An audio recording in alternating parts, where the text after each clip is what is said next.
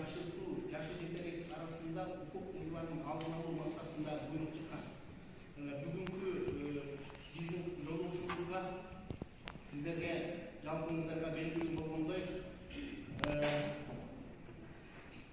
ушул буйруктун негизине байланыштуу биздин бүгүнкү конокубуз Бадамилов Гапар Мамакулу жагайыбыз алыстан акайын келип отурат. Буга чейин биз дагы чүй окуусунда жолугушуу өткөрдүк. Ал жолугушууда дагы аябай.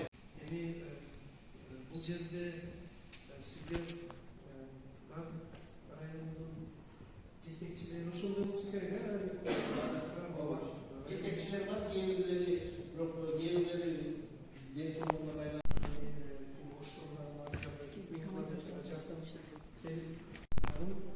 эне мектеби боюнча аким өзү замат ушул иш-чаралар азыр баардык жакта даярдык болуп атат. Ишин ишке ашыруу боюнча. Эми мен урматтуу катышуучулар, сиздердин мындай негизги жерлерини концептуалдык маселелерди айтып өтөйүн. Анан мүмкүн болсо суроо жооп кылабызбы? Анан бизде бир тест квадрат формуласы деген методикабыз бар.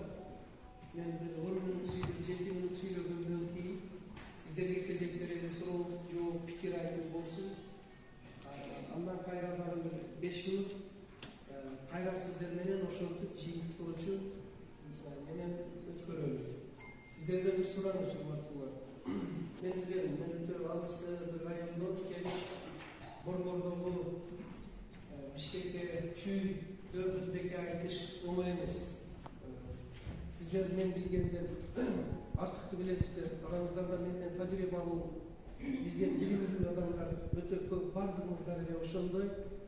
Ошого бир аз кунт коюп, бугуп, бир аз колдоо алса керек. Мени менен бардык шарттарды ошондо сиз визитке чакырбасак болобу?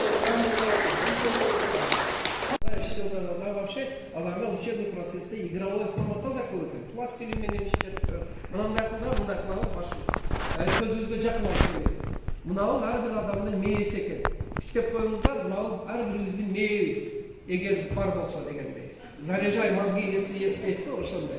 Эми, внимание. Сөз болсо, мынау мээде 40 миллиарддан 100 миллиардга чейин